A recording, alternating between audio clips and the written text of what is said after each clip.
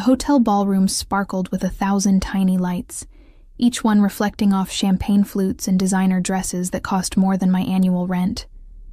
I stood near the service entrance, my hands clasped tightly around a silver tray of hors d'oeuvres, watching the glittering crowd through the kind of exhaustion that settles into your bones after working 3 jobs just to keep the lights on.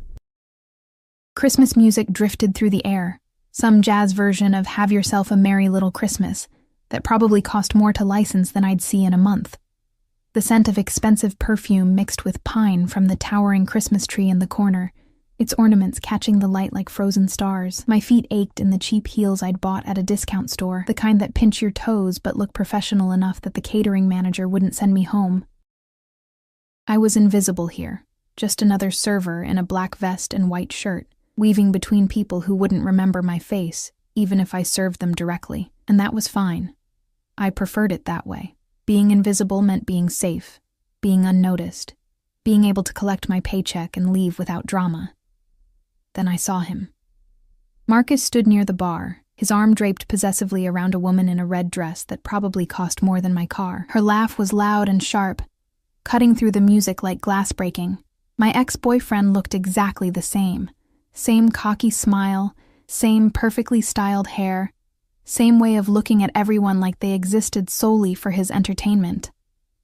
My stomach twisted.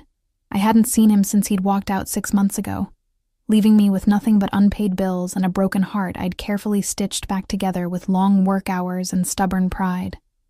I turned quickly, nearly colliding with another server. The tray wobbled dangerously, but I steadied it, my heart hammering against my ribs. I needed to stay on the opposite side of the room. I needed to finish my shift and leave before he noticed me, but fate, it seemed, had other plans. "Oh my God, is that Emma?" Marcus's voice carried across the ballroom, amplified by alcohol and cruelty. Several heads turned. I froze, my fingers gripping the tray so hard my knuckles went white. "Emma!" He was walking toward me now, the woman in red following with a smirk painted across her perfect lips. "I didn't know you were working here. Wait, are you actually serving drinks?" The contempt in his voice made my cheeks burn. A small circle was forming around us, curious faces drawn to the spectacle like moths to flame. "I'm working," I said quietly, trying to keep my voice steady. "Excuse me, I need to—" "Working as a server?" The woman in red laughed, a sound like nails on a chalkboard. "Marcus, you dated a waitress? That's so cute." "She wasn't always this pathetic," Marcus said, his eyes scanning me from head to toe with obvious disdain. "What happened, Emma? I thought you were going to finish your degree." "Oh, wait. You couldn't afford it, could you? Not after I stopped helping you out." My throat tightened. Several people were openly staring now, their conversations dying as they tuned into the drama unfolding before them. I wanted to disappear, to sink through the floor, to be anywhere but here. "You never helped me out," I managed, my voice barely above a whisper. "You just took. Marcus laughed, harsh and cruel. "I gave you the best 6 months of your life, and this is how you repay me? By embarrassing yourself at a party like this? Jesus, Emma, have some dignity." The woman in red leaned into him, whispering something that made him grin wider. My vision blurred with unshed tears. I wouldn't cry. Not here. Not in front of these people who looked at me like I was entertainment, a cautionary tale to whisper about later. I started to turn away when Marcus grabbed my arm, his fingers digging into my skin through the thin fabric of my shirt. "Don't walk away from me," he hissed. "I'm not done talking to you." "Let go," I said, trying to pull free, but his grip tightened. "Make me." The ballroom had gone almost silent now. The music still playing, but the conversations dead. Everyone was watching. Some with pity, most with the kind of morbid curiosity people reserve for car accidents and reality TV. Then I felt it. A shift in the air, a change in temperature that had nothing to do with the room's climate control. The crowd parted like water around stone, and even Marcus's grip loosened slightly as his attention moved past my shoulder. The scent hit me first, expensive cologne, something dark and woody with notes of leather and smoke. Then came the presence, a weight that settled over the room like a physical thing. I turned my head, following Marcus's suddenly pale expression. The man walking toward us was young, maybe early 30s, but carried himself with the kind of authority that age couldn't grant. His suit was impeccable, black and perfectly tailored to a body that spoke of discipline and power. Dark hair, dark eyes that seemed to absorb light rather than reflect it. 2 men flanked him, both built like walls and wearing identical expressions of casual menace. But it was his face that caught me. Beautiful in the way dangerous things are beautiful. Sharp angles and full lips. A jawline that could cut glass. And eyes that held absolutely no warmth as they fixed on Marcus's hand, still gripping my arm. The entire ballroom held its breath. He stopped 3 feet away from us, and I noticed the way the crowd instinctively gave him space. The way conversations didn't just die but seemed to evaporate in his presence. One of his guards murmured something in his ear, too quiet for me to hear, but those dark eyes never left Marcus's face. "You're hurting her." His voice was quiet, almost gentle, but it carried through the silence like a knife through silk. There was an accent there, subtle but present, Italian maybe, or something close to it. Marcus's hand dropped from my arm as if I'd burned him. We were just talking. It's none of your... It became my business the moment you put your hands on her. The man took a step closer, and Marcus actually backed up, bumping into the woman in red, who had gone very still and very quiet. "Apologize." "What?" "I don't even know who you..." "I wasn't asking." Those dark eyes flicked to me for just a moment, and I felt the weight of his attention like a physical touch. Something in my chest tightened, a warning or a promise. I couldn't tell which. Then he looked back at Marcus. "Apologize to the lady. Now." Marcus's face had gone from pale to red to pale again. I could see him calculating, trying to figure out who this man was, why everyone in the ballroom had gone so quiet, why even the other wealthy guests were giving them a wide berth. I'm sorry, Emma," Marcus stammered. The man tilted his head slightly, not sincere. "Try again." Something in Marcus's eyes sparked with his old arrogance, alcohol making him stupid. "Look, I don't know who you think you are, but..." He didn't finish the sentence. The man didn't move, didn't make a sound, but one of his guards did. A single step forward, and Marcus flinched so hard he nearly fell over his own feet. "I'm sorry!" Marcus practically shouted. "Jesus, I'm sorry, okay? Emma, I'm sorry, we're leaving." He grabbed the woman in red's hand and practically dragged her toward the exit, their expensive shoes clicking rapidly against the marble floor. Several other guests suddenly discovered urgent reasons to be somewhere else, the crowd thinning as people made themselves scarce. I stood frozen, still holding the tray, my heart racing so fast I felt dizzy.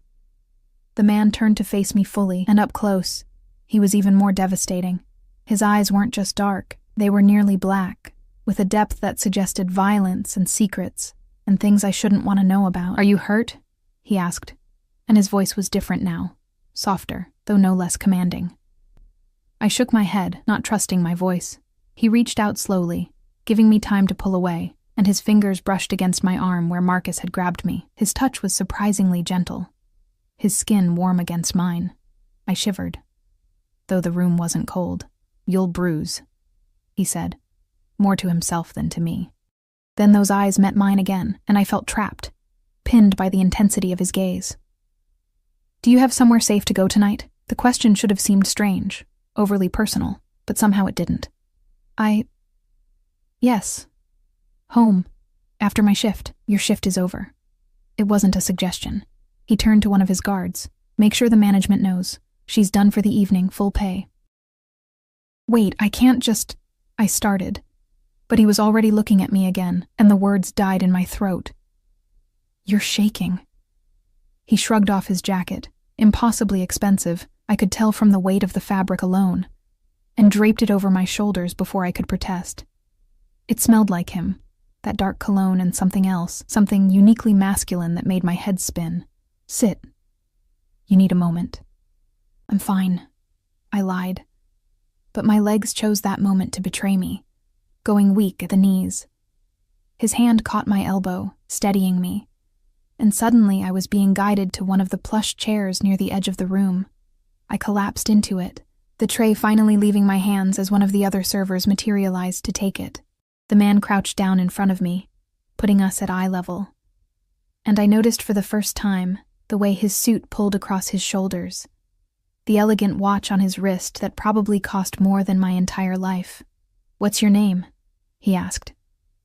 "Emma." My voice sounded small, foreign. "Emma." He said it like he was tasting it, rolling it around in his mouth. "I'm Dante." Dante. The name fit him somehow. Dark, dangerous, with the edge of something forbidden. "Thank you," I managed, for what you did." His expression didn't change, but something flickered in his eyes. No one should be treated that way, especially not by a coward who doesn't know the worth of what he had. The way he said it made heat bloom in my cheeks. Before I could respond, someone approached. A nervous-looking man in an expensive suit who kept his distance and his voice respectful. "Sir, the car is ready whenever you—" "Not yet." Dante didn't look away from me. "Emma needs a moment." The man nodded and retreated immediately. I watched him go, confused, piecing together the puzzle of this stranger who had appeared like an avenging angel and scattered my tormentors with nothing more than his presence. "Who are you?" I whispered. Dante smiled, but it didn't reach his eyes. Someone who believes in protecting beautiful things from being damaged. Before I could process that, before I could ask what he meant, his phone buzzed. He glanced at it, and something in his expression hardened. When he looked back at me, there was regret there, subtle, but present. "I have to go." He stood, all fluid grace and coiled power. "But I need you to do something for me, Emma." "What?" He pulled a card from his pocket, heavy cardstock, expensive, with nothing but a phone number embossed in black. "If he bothers you again, if anyone bothers you, you call this number. Understand?" I took the card with shaking fingers. "I don't understand why you don't need to understand." His hand cupped my cheek, the touch achingly gentle, his thumb brushing across my cheekbone. "Just promise me you'll call if you need help." I nodded, unable to form words with him touching me like that, with those dark eyes boring into mine like he could see straight through to my soul. "Good girl," he murmured, and the praise sent a shiver down my spine that had nothing to do with fear and everything to do with something I didn't want to name. Then he was gone, his guards following, the crowd parting once again. I watched him disappear through the main entrance, and it was only after the door closed behind him that I realized I was still wearing his jacket, that I was clutching his card like a lifeline, and that somewhere in the last 10 minutes, my entire world had tilted on its axis. The hotel manager appeared at my elbow, nervous and obsequious. Miss Emma, you're free to go for the evening, with full pay, as requested. And if you ever need anything at all, please don't hesitate to call us." I nodded numbly, gathering my things, still wrapped in Dante's jacket because I couldn't bring myself to take it off. The scent of him surrounded me, made me feel safe in a way I hadn't felt in years. It wasn't until I was in my car, driving home through the snowy streets with Christmas lights blurring past my windows, that I let myself look at the card again. Just a number. No name, no explanation. I pressed it against my chest and wondered what I had just stumbled into. And why, despite every logical bone in my body screaming at me to throw the card away, I knew I would keep it.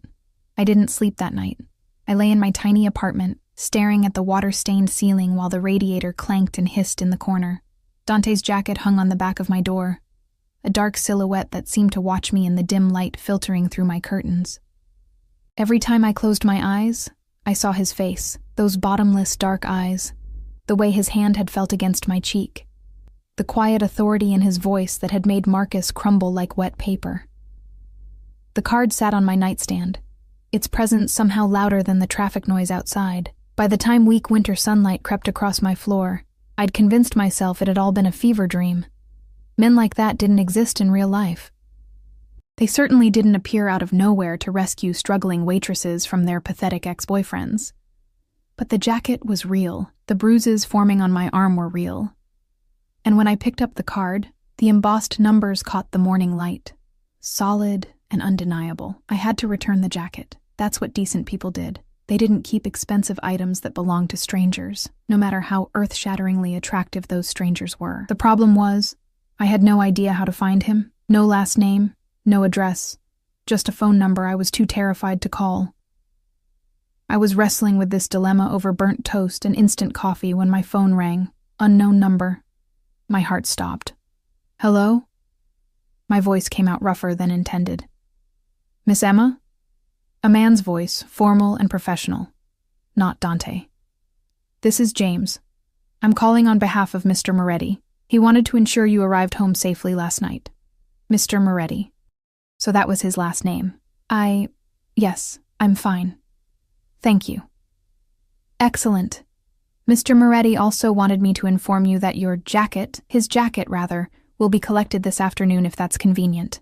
Someone will arrive at 2 o'clock. I glanced at my ancient microwave clock. That gave me 3 hours.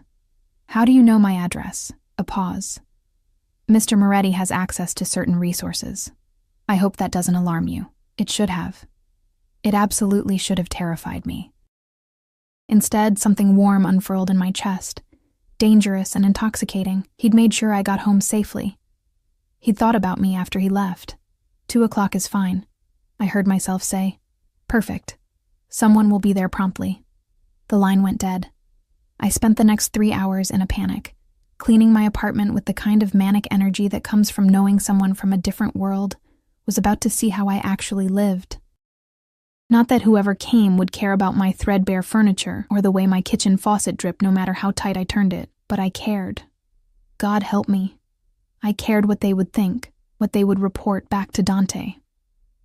At exactly 2 o'clock, there was a knock on my door. I opened it to find one of the men who had flanked Dante last night, tall, built like he could break me in half without effort, wearing a dark suit despite the casual hour.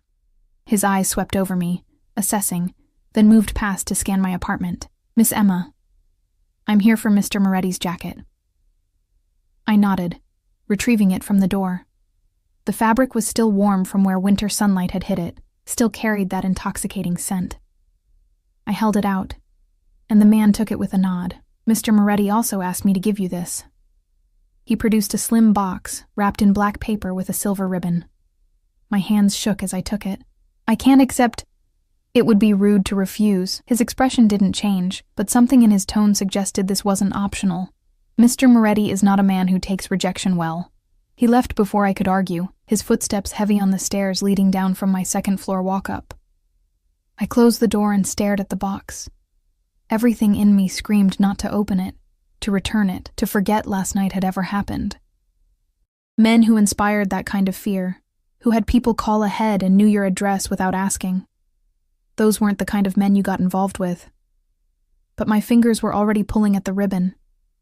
Inside, nestled in black tissue paper, was a phone.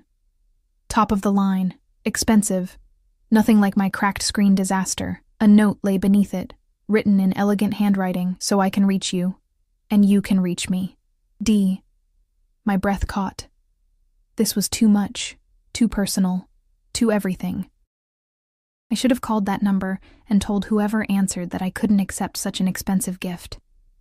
Instead, I found myself setting up the phone, watching as it synced and loaded. Only one contact was already saved. Dante. As if summoned by the thought, the phone buzzed in my hand. A text message. Did you sleep well? My fingers hovered over the keyboard. Every rational part of my brain was screaming at me to ignore it, to put the phone away, to go back to my normal life where I was safe and invisible and alone. Instead, I typed, "Not really." The response came within seconds. Neither did I. I kept thinking about the fear in your eyes. My heart hammered against my ribs. I wasn't afraid of you. I know. That's what concerns me. I stared at those words, trying to decipher their meaning. Before I could respond, another message appeared. Have dinner with me tonight. It wasn't a question. Just like everything else about Dante, it was a statement, a certainty, as if my agreement was already assumed. I should have said no. I should have asked 100 questions. Who he was, what he did, why he was interested in someone like me. Instead, my treacherous fingers typed, "Where? I'll send a car at 7. wear something comfortable, and that was it. No address, no details, just another command wrapped in the illusion of choice. I spent the rest of the afternoon alternating between panic and a strange, fluttering anticipation. I tried on every piece of clothing I owned, which wasn't many, before settling on a simple black dress that was my nicest outfit, the one I wore to job interviews and funerals. It wasn't fancy, but it was clean and pressed, and made me look less like someone drowning in bills and exhaustion. At 6:50, I was pacing my apartment, second-guessing everything. At 6:55, I was reaching for my old phone to call it off. At 7 exactly, there was a knock on my door. The man standing there wasn't the same guard from earlier. This one was older, silver hair, wearing a driver's cap, and a kind expression that seemed almost out of place. "Miss Emma? I'm Marco. Mr. Moretti sent me to collect you." Collect. Like I was a package. But Marco's smile was warm, grandfatherly, and somehow that made it easier to follow him down to the street. The car waiting was exactly what I'd expected. Black, sleek, windows tinted so dark I couldn't see inside. Marco opened the back door for me, and I slid into leather seats that probably cost more than my monthly rent. The interior smelled like leather, and that same cologne Dante wore. My stomach flipped. We drove through the city as evening settled in. Christmas lights twinkling in windows and on street corners. I watched my neighborhood give way to better ones, buildings getting taller and cleaner, the streets wider and less crowded. We passed through downtown, then kept going, heading toward the part of the city where I'd only ever been for catering jobs. Finally, Marco pulled through a gate that required a security code, down a long driveway lined with bare trees, and stopped in front of a house that made my apartment building look like a cardboard box. It wasn't a mansion. That would be too obvious. It was something more subtle, more expensive. Modern architecture with massive windows, clean lines, and the kind of understated elegance that screamed old money, even though I suspected Dante's wealth was anything but old. Marco opened my door, and I stepped out on shaking legs. "Mr. Moretti is expecting you inside, straight through the main entrance." The front door opened before I could knock, and I found myself face to face with a woman in her 50s, elegant and composed, wearing what looked like staff uniform but somehow making it look haute couture. "Miss Emma, welcome, I'm Teresa. Please come in." The interior was even more intimidating than the exterior. High ceilings, marble floors, art on the walls that looked like it belonged in museums. Everything was done in shades of black, white, and gray, with occasional splashes of deep red that made me think of blood and roses. Teresa led me through the house, past a living room with furniture that looked too perfect to sit on, past a kitchen that belonged in a magazine spread, and finally to a dining room that took my breath away.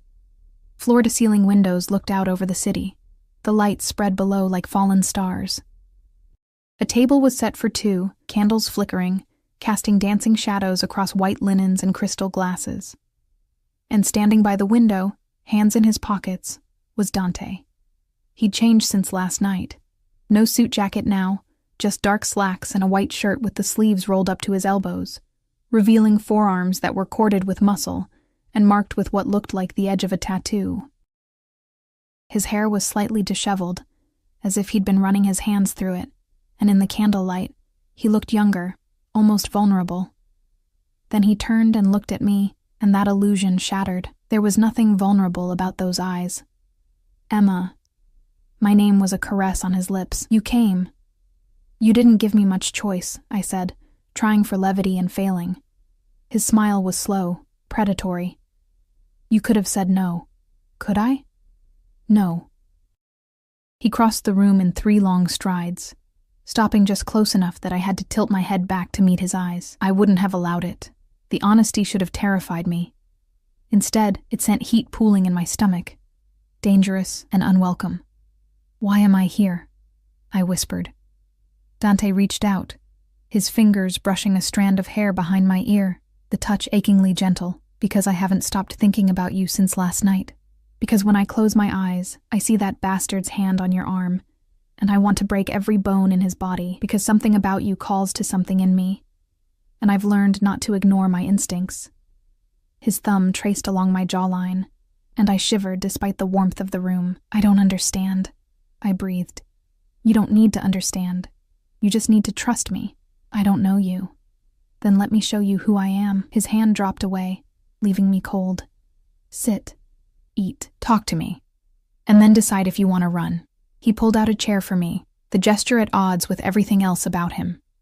I sat, because my legs wouldn't hold me anymore, and watched as he took the seat across from me. Teresa appeared with the first course, something that smelled divine and looked like art on a plate. I picked up my fork with trembling hands. "Tell me about yourself," Dante said, his eyes never leaving my face. "There's nothing to tell. I'm nobody. You're somebody to me." The intensity in his voice made me look up. "And I want to know everything," so I told him. About my parents dying when I was 19. About the student loans I couldn't pay off. About working 3 jobs and still barely making rent.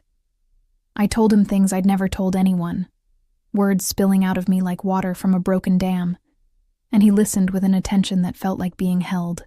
When I finally ran out of words, he reached across the table and took my hand. His palm was warm, calloused in a way that suggested he wasn't just a man who ordered people around. "You're stronger than you know," he said softly. "Survivors always are." "What about you?" I asked, emboldened by wine and his touch. "Who are you, Dante Moretti?" Something flickered across his face. Too quick to read, but dark and complex. "I'm someone who takes what he wants and protects what's his. I'm not yours." His grip on my hand tightened, just slightly. "Not yet."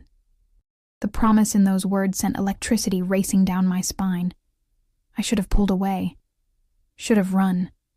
Instead, I held his gaze and asked the question that had been burning in my mind since last night. "What do you do?" "For a living." Dante smiled, but there was no humor in it. "I solve problems, and I never leave loose ends." It wasn't an answer. It was a warning, and I was too far gone to heed it. The days that followed blurred together like watercolors in rain. Dante didn't just pursue me, he consumed me. Text messages arrived at all hours, some sweet, some commanding, all impossible to ignore. Flowers appeared at my apartment. Not roses, but strange, beautiful blooms I couldn't name, dark petals that matched his eyes. The catering company called to tell me I'd been given a month's paid leave, a gift from a generous client that we both knew came from him. I should have been angry, should have felt manipulated, controlled. Instead, I felt seen for the first time in years. He took me to places I'd only ever glimpsed from the outside. Restaurants where the staff knew his name and feared his displeasure, private art galleries after hours where we walked alone among paintings worth millions, a jazz club where the musicians played whatever he requested with nervous smiles. But it was the small moments that undid me.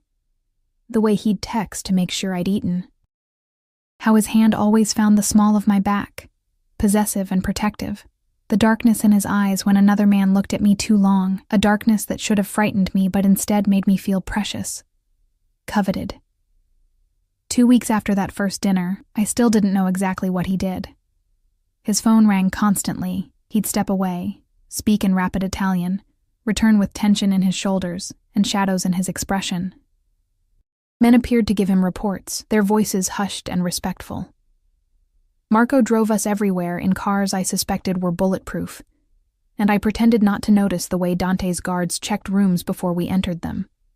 I was willfully blind, drunk on attention, and the intoxicating feeling of being wanted by someone like him. It was a Wednesday afternoon when reality came crashing back. I was at the grocery store, my neighborhood market, with its flickering lights and cracked linoleum, when I saw her. The woman in red from the Christmas party, Marcus's date, standing near the produce section with her phone pressed to her ear. I tried to duck away, but she'd already seen me. Well, her voice dripped venom. If it isn't the little waitress playing Cinderella. I kept walking, but she followed, her heels clicking against the floor. "Does your sugar daddy know you still shop at places like this? Or is the allowance not as generous as you hoped?" Heat flooded my cheeks. "Leave me alone. Marcus told everyone, you know, about how you're spreading your legs for some gangster. Very classy, Emma. Your parents would be so proud." I spun around, fury overriding common sense. "Don't you dare talk about my parents." She smirked, pulling out her phone. "I got pictures of you getting into that ridiculous car last week. Maybe I should post them online. Let everyone see what you really are." My heart stopped. Pictures. Evidence of my time with Dante, something that could expose whatever careful world he'd built around himself. Delete them, I said, my voice shaking. Make me. She tilted her head, enjoying my distress. Or better yet, have your boyfriend make me. Oh, wait. Does he even know your real name? Or are you just another toy he'll throw away when... Is there a problem here? The voice came from behind me, deep, familiar, and laced with a danger that made the air itself feel heavy. I turned to find Dante standing 3 feet away, hands in his pockets, expression perfectly calm, but his eyes were black ice, and something in his stillness screamed violence. How had he known I was here? How had he arrived so fast? The woman's smug expression crumbled. We were just talking. No. Dante stepped closer, positioning himself between us. You were threatening what's mine. There's a difference. I wasn't. She's just a... Give me your phone. It wasn't a request. The woman's hands shook as she held it out.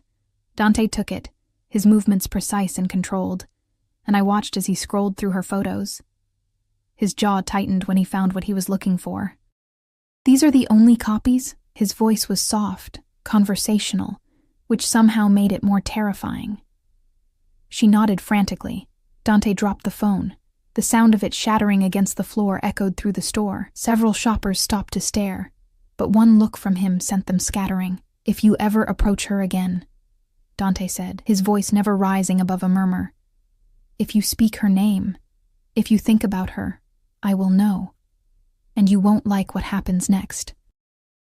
Understand? The woman nodded again, tears streaming down her face, mascara running in black rivers. Then she was running, leaving her broken phone and shopping cart behind. Dante turned to me, his expression softening instantly. Are you all right? I couldn't speak, couldn't process what had just happened. He'd appeared like a guardian demon, demolished a threat without raising his voice, and now stood looking at me with concern, etched across his beautiful features, Emma. His hands cupped my face, forcing me to meet his eyes. Breathe, Kara. You're safe. How did you know I was here? The words came out broken. Something flickered across his face. Guilt, maybe. Or calculation. I always know where you are. The implication hit me like cold water. You're tracking me? Protecting you. There's a difference. That's not... I pulled away from his touch, my mind reeling. You can't just... You don't own me, Dante. His expression hardened. I know that. Then why are you following me? Why do you always know where I am? What the hell are you? People were staring now. Dante noticed, his jaw tightening with frustration. Not here.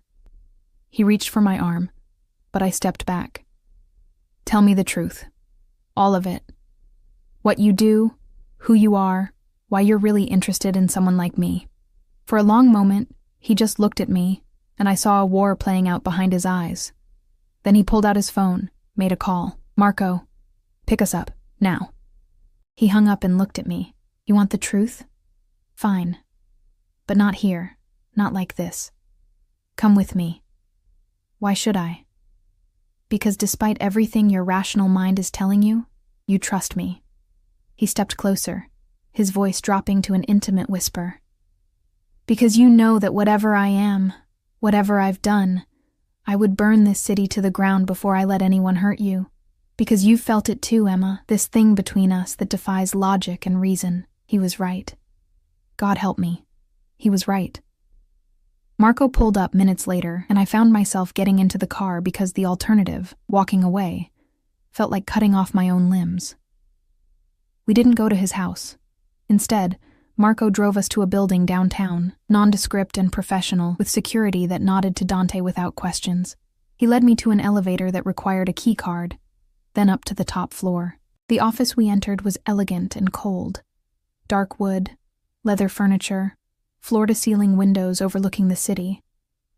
A massive desk dominated the space, its surface empty except for a laptop and a crystal decanter of what looked like whiskey.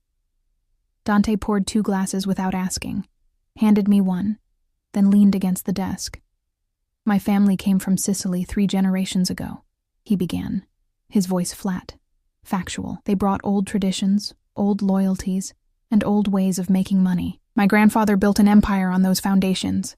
My father expanded it, and when they died, murdered by rivals when I was 23, I inherited everything. He took a drink, his eyes never leaving mine. I run businesses, import, export, real estate, construction, all legitimate on paper. But beneath that, he paused, weighing his words. Beneath that, I control territories. I settle disputes that can't be settled in courts. I protect people who pay for protection, and I eliminate problems that threaten my interests. I am what your movies call a mafia boss, though the reality is far more complex and far less romantic than Hollywood suggests. The room spun. I gripped the glass harder, the crystal cold against my palm. You're a criminal. I'm a businessman operating in a world where laws are suggestions and loyalty is currency. He set down his glass and crossed his arms. I've killed men, Emma. I've ordered deaths and delivered them myself. I've done things that would make you sick if you knew the details, but I've also protected thousands of people, built schools in neighborhoods the government abandoned, made sure families could bury their dead with dignity. Why are you telling me this? Because you asked. Because I won't build something with you on lies. He pushed off the desk, closing the distance between us. And because I need you to understand what you're getting into before this goes any further. What I'm getting into. My voice cracked. I'm not getting into anything. This is insane. You're insane. Perhaps. His hand came up to cut my cheek, and I should have pulled away but couldn't. But I haven't been able to stop thinking about you since that night. You. Broken and brave, standing there while that coward tried to humiliate you. Something in you called to something in me, and I am not a man who ignores instincts. I'm nobody, I whispered.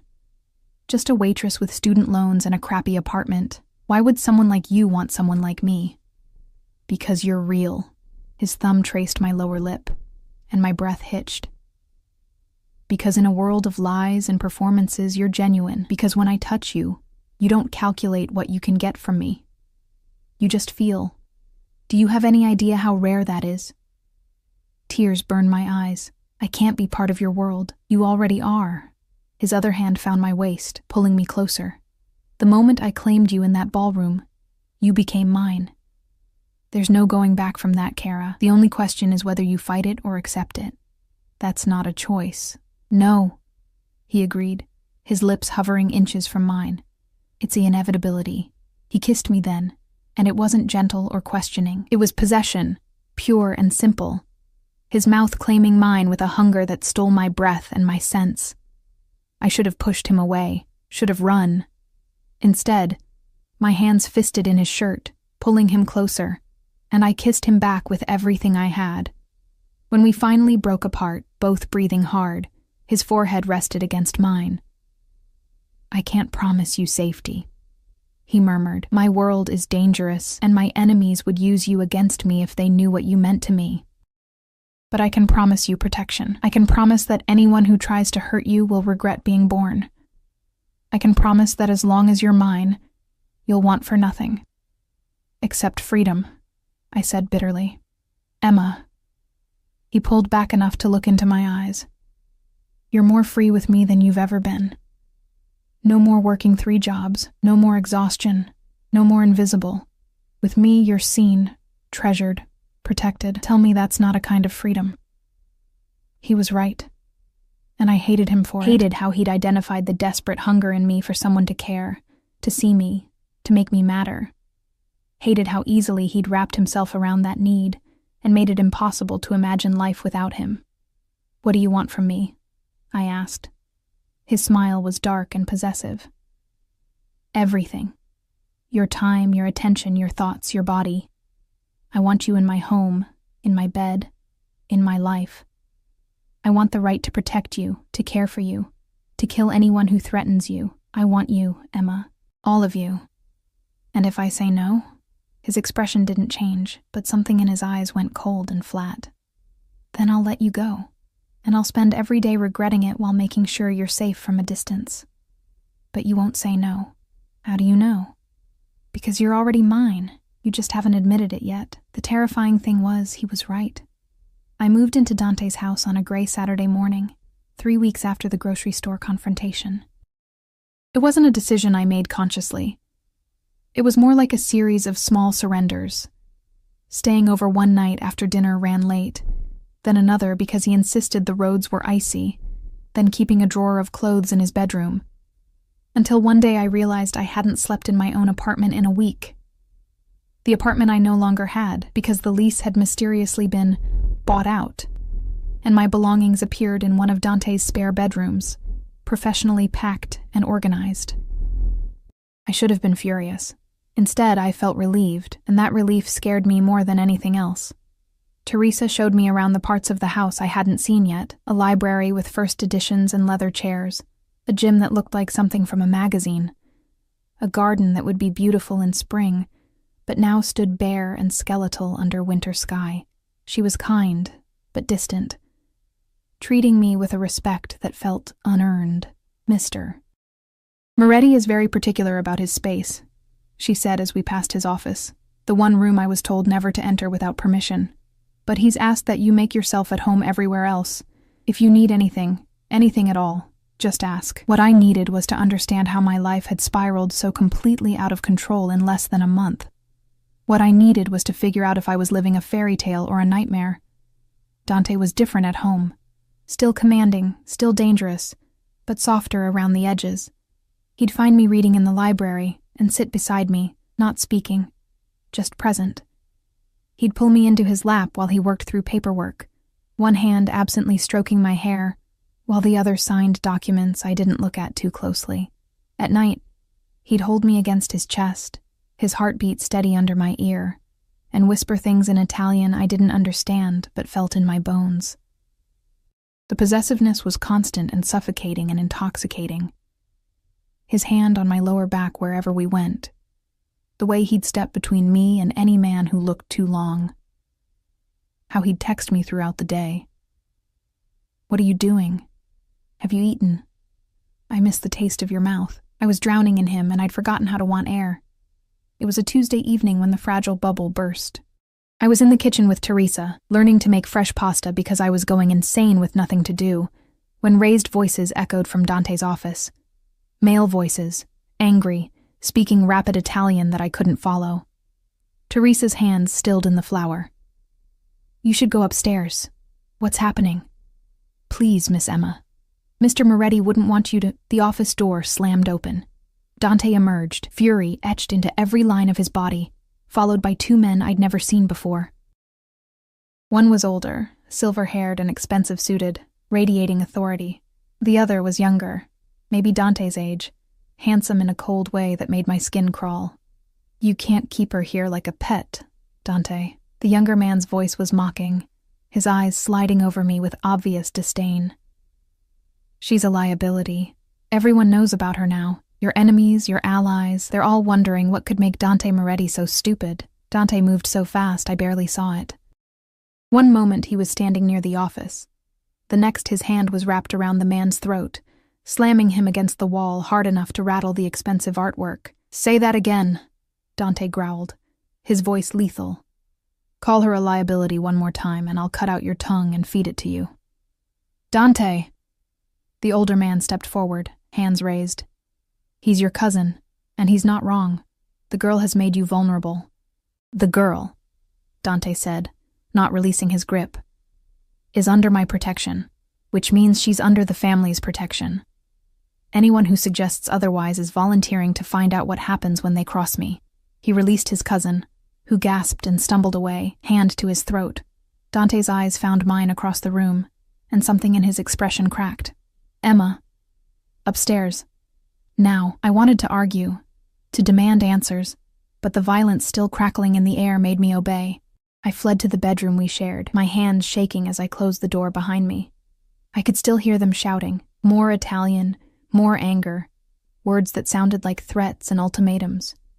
Then silence, heavy and ominous, followed by footsteps on the stairs. Dante entered the bedroom, his shirt partially untucked, hair disheveled from running his hands through it. There was blood on his knuckles, not much, just a split that suggested he'd hit something after I left. "Are you afraid of me?" he asked quietly. I should have lied. Should have said yes. Should have used his moment of vulnerability to create distance. Instead, I told the truth. No. He crossed the room in 3 strides, pulling me against him with a desperation that stole my breath. His face buried in my hair, his arms tight enough to hurt. "They want me to send you away," he murmured against my temple. "They say you make me weak, that my enemies will use you against me. They say I'm risking everything we've built for a woman I barely know." My heart cracked. Maybe they're right. They're not. He pulled back enough to look at me, his hands framing my face. "You don't make me weak. You make me focused, ruthless. Because now I have something worth protecting, something worth burning the world down for. Dante, I'm not—" "You are." His thumb traced my lower lip. "You're everything, Emma, and I will not let anyone take you from me. Not my family, not my enemies, not even you yourself." The intensity in his eyes should have terrified me. Instead, it ignited something primal in my chest, something that had been sleeping my entire life until he'd woken it. "What happens now?" I whispered. "Now we prove them wrong." His lips brushed mine, gentle despite the violence still humming under his skin. "Now I show them that you're not my weakness. You're my strength." He made love to me that night with a tenderness that contradicted everything I knew about him. His hands worshipful, his mouth speaking promises in Italian between kisses, and when I fell asleep in his arms, I dreamed of cages made of silk and chains forged from devotion. The next morning, everything changed. I woke to an empty bed and voices downstairs. Too many voices, urgent and tense. I dressed quickly in jeans and one of Dante's shirts, then crept to the top of the stairs. The house was full of men, armed men, I realized with a jolt of fear. They stood in the foyer, in the hallways, speaking into radios and checking weapons with the casual efficiency of soldiers. Marco appeared at the bottom of the stairs, his grandfatherly face tight with worry. "Miss Emma, you should stay upstairs." "What's happening?" "There's been a situation. Mr. Moretti is handling it." "What kind of situation?" Before he could answer, Dante emerged from his office, phone pressed to his ear, wearing a suit that somehow made him look more dangerous than when he was casual. His eyes found mine, and something in them made my blood run cold. He ended the call and climbed the stairs, taking my arm and guiding me back into the bedroom. The door closed with a definitive click. "Pack a bag," he said, his voice clipped, professional. "Enough for a week." "What? Why?" "Because my cousin decided to prove his point by leaking information about you to some very dangerous people. People who think they can get to me through you." He moved to the closet, pulling out a duffel bag. "You're not safe here anymore. Not until I've dealt with this." Fear clawed up my throat. Dealt with how? He turned to face me, and the man looking back wasn't the one who'd held me tenderly last night. This was the Mafia boss, cold and calculating and utterly ruthless. "However necessary." He came back to me, his hands on my shoulders. "I'm sending you somewhere safe, somewhere no one knows about. Marco will take you, and guards will watch over you until this is resolved." "No." The word burst out of me. "No. I'm not leaving you to clean up a mess that exists because of me. Emma." "He's right, isn't he? Your cousin. I am a liability. I'm the reason you're in danger." Dante's grip tightened. "You're the reason I have something to fight for. There's a difference. Let me go." The words tasted like ash. "Let me disappear. I'll leave the city, change my name, and you can go back to your life without—" He kissed me, hard and possessive, cutting off my words. When he pulled back, his eyes were blazing. "I would rather die than let you go. Do you understand? I would burn everything I've built, kill everyone I know, destroy myself completely before I let you walk away." His forehead pressed against mine. "You're mine, Emma. Mine to protect, mine to keep, mine to love. And I will not lose you. Then let me stay. Let me face this with you." "No." The word was final. "I can't think clearly if I'm worried about you being in danger. I can't do what needs to be done if I'm distracted by keeping you safe. So you're going to pack a bag, and you're going to go with Marco, and you're going to trust that I will handle this. And then what?" His smile was dark and dangerous. "And then I'm going to eliminate every threat to you, make an example of my cousin, and bring you home where you belong." There was no arguing with that tone. I packed mechanically, throwing clothes into the bag without really seeing them. Dante watched from the doorway, phone constantly buzzing, his jaw tight with tension. When I was done, he pulled me into his arms one last time. "I need you to promise me something," he murmured into my hair. "What?" "That you won't try to run. That you won't convince yourself this is too much and disappear while I'm fixing this." His arms tightened. "Promise me you'll wait for me. I should have used this opportunity to escape. Should have lied and planned my exit. Instead, I said, I promise. Because somewhere between that first night and now, I'd stopped being Emma the waitress, Emma the survivor, Emma who existed on the edges of everyone else's life. I'd become his, and that terrified and thrilled me in equal measure. Marco drove me out of the city as dawn broke, 2 SUVs full of guards flanking us.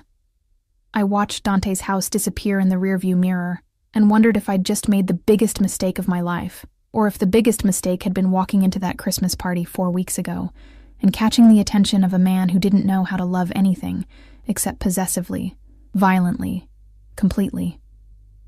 Either way, it was too late to turn back now. The safe house was a cabin 2 hours north of the city, buried in woods so dense the winter sunlight barely penetrated. It was comfortable in a utilitarian way, warm, well-stocked, with guards stationed outside that I pretended not to see through the windows. Marco stayed the first night, his presence oddly comforting. He made me tea and didn't ask questions when I couldn't eat, just sat quietly in the armchair by the fire like a benevolent grandfather. "He'll fix this," Marco said finally, breaking the silence. "Mr. Moretti always fixes things." "By killing people?" The words came out bitter. Marco's expression didn't change. "By protecting what's his. There's a difference, Miss Emma. In his world, mercy is weakness. Hesitation gets you buried. He's kept his family safe for 10 years because he's willing to do what others won't. I don't belong in that world. Maybe not. But you belong to him, and that's what matters." He left the next morning, leaving me with guards whose names I didn't know, and silence that felt suffocating. Dante called twice a day, morning and night, like clockwork, his voice tense but controlled. "Are you safe?" "Yes." "Are they treating you well?" "Yes." "I miss you."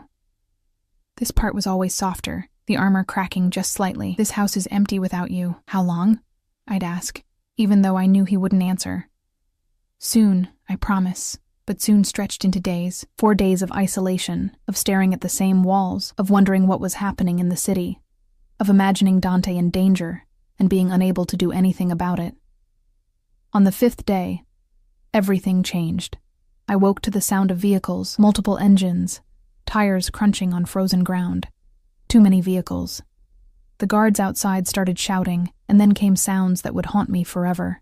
Gunshots, sharp and violent in the quiet morning. I ran to the window, my heart in my throat, and saw chaos.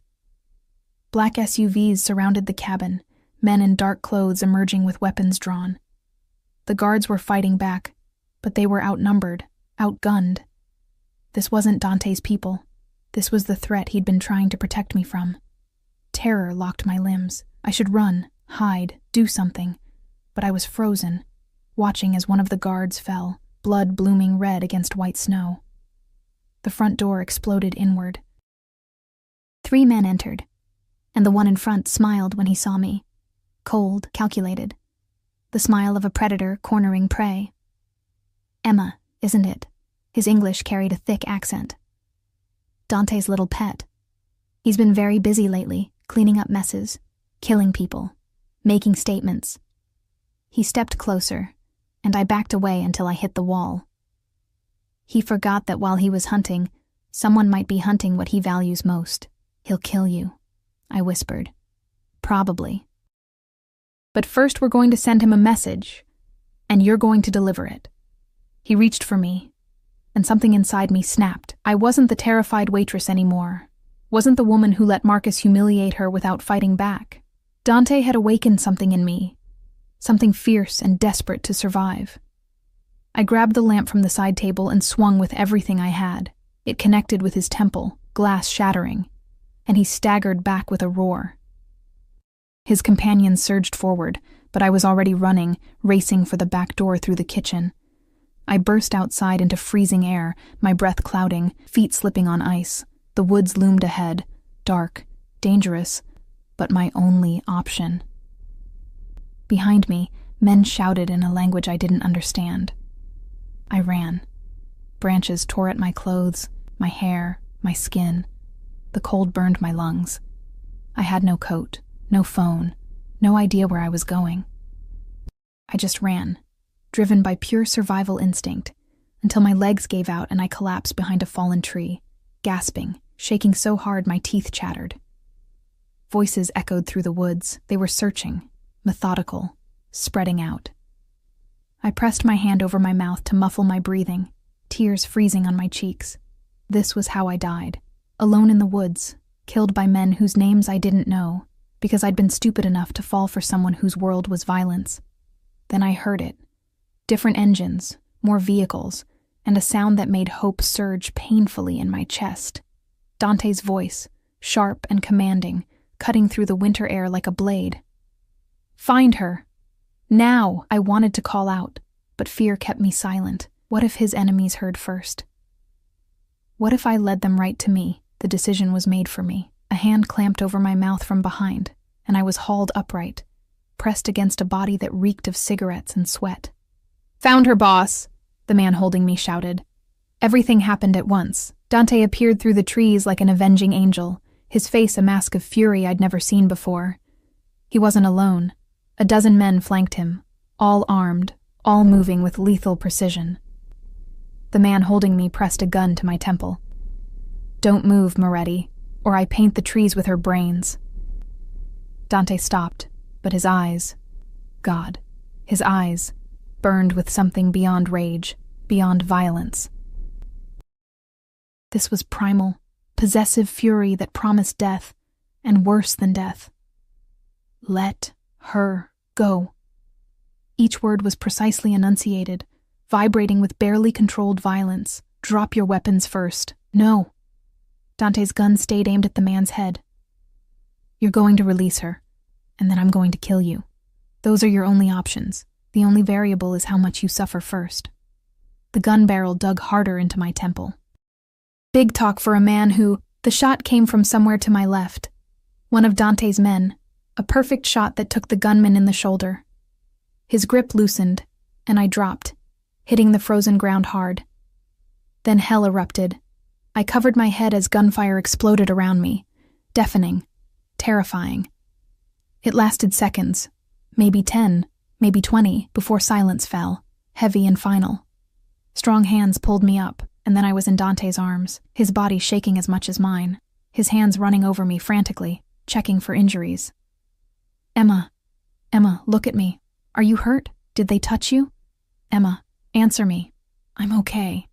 I managed through chattering teeth. I'm okay, He kissed me desperately, his mouth claiming mine with a hunger that spoke of fear and relief and possession so complete, it should have frightened me. When he pulled back, his eyes were wet. "I thought I lost you," he whispered, his forehead pressed to mine. "When they told me the safe house was compromised, when I couldn't reach you, I thought I'd failed you. You didn't. You came. I will always come for you." His hands cupped my face, thumbs wiping away my tears. "Always, Emma. You're mine. Mine to protect, mine to keep, mine to love, and I will burn down the entire world before I let anyone take you from me again." Around us, his men were dealing with bodies, speaking into radios. But I only had eyes for him, for this dangerous, possessive, violent man who'd somehow become my entire world. "Take me home," I whispered. Relief flashed across his face. "Home? Your home. Our home. Whatever this is, whatever we are, I'm done running from it. I'm done pretending I don't want this, don't want you, despite how insane it all is." Dante lifted me into his arms, carrying me through the woods like I weighed nothing. "You're sure? Because once we cross this line, there's no going back. You'll be mine completely, my world, my life, my darkness, all of it." I looked into those bottomless dark eyes and made my choice. "I've been yours since that first night. I just didn't want to admit it. His smile was fierce, possessive, and achingly tender. Then let's go home, cara mia. 3 months later, I stood in the garden behind Dante's house, our house, watching as spring finally broke through winter's grip. Crocuses pushed through the last patches of snow, brave and beautiful, reaching for weak sunlight. Life had settled into something resembling normalcy, if normalcy could exist in a world of armed guards and hushed phone calls. I'd learned to navigate Dante's darkness, to accept the parts of his life I couldn't change, and find peace in the parts I could. Teresa taught me to cook properly. Marco told me stories about Dante as a boy, painting pictures of a child forced to grow up too fast, to become hard too young. And Dante himself slowly revealed layers I hadn't known existed. His love of classical music, the way he supported families whose breadwinners worked for him, his fierce protection of those he considered his. His cousin had disappeared. Dante never told me what happened, and I never asked. Some questions were better left unspoken. The men who'd attacked the safe house were never found. Or rather, they were found but in pieces, scattered across locations that sent a message to anyone else who might consider threatening what belonged to Dante Moretti. I should have been horrified, should have been disgusted. Instead, I felt safe in a way I'd never experienced before. Arms wrapped around me from behind, and I leaned back into Dante's embrace, breathing in his familiar scent. "What are you thinking about?" he murmured against my hair. "How insane my life has become." "Regrets." I turned in his arms, looking up at the man who'd claimed me, changed me, made me his in every way that mattered. Not a single one. His smile was slow and devastating. "Good, because I have something for you." He pulled a small box from his pocket. Velvet, dark green, expensive. My heart stopped. "Dante, let me finish." He opened it, revealing a ring that took my breath away. An emerald surrounded by diamonds, old-world elegance that somehow felt perfectly right. "I know we did this backwards. I claimed you before courting you, possessed you before earning you, but I'm asking now, properly. Marry me, Emma. Be mine in every way. Let me spend the rest of my life protecting you, worshiping you, loving you the only way I know how." Tears blurred my vision. "That's not a question." "No," he agreed, slipping the ring onto my finger. "It's a statement of fact. You're already mine. This just makes it official." I should have argued about his arrogance, his presumption. Instead, I kissed him, pouring everything I felt into it. All the fear and passion and desperate, impossible love that had grown between us. "Yes," I whispered against his mouth. "Yes, you impossible, possessive, wonderful man. Yes." His arms tightened around me, and I felt him smile. "Mine." "Yours," I agreed. "Always yours." And standing there in our garden, surrounded by guards I no longer noticed, and luxury I'd stopped questioning, held by a man who loved me with a violence and devotion that defied logic, I realized something profound. I'd walked into that Christmas party invisible, broken, alone. And I'd walked out claimed by a monster who loved me like I was precious, irreplaceable, worth burning the world for. It wasn't the fairy tale I'd once dreamed of. It was darker, more dangerous, infinitely more complicated, but it was mine. He was mine, and I was finally, completely his. Some cages, I'd learned, were meant to be walked into willingly. Some chains were forged from devotion rather than imprisonment. And some monsters loved so fiercely that being possessed by them felt like freedom. Dante pulled me closer, his lips finding mine again, and I surrendered to it, to him, to us, to this impossible, beautiful, terrifying love that had saved me from invisibility and given me a place where I mattered, where I was seen, where I was home.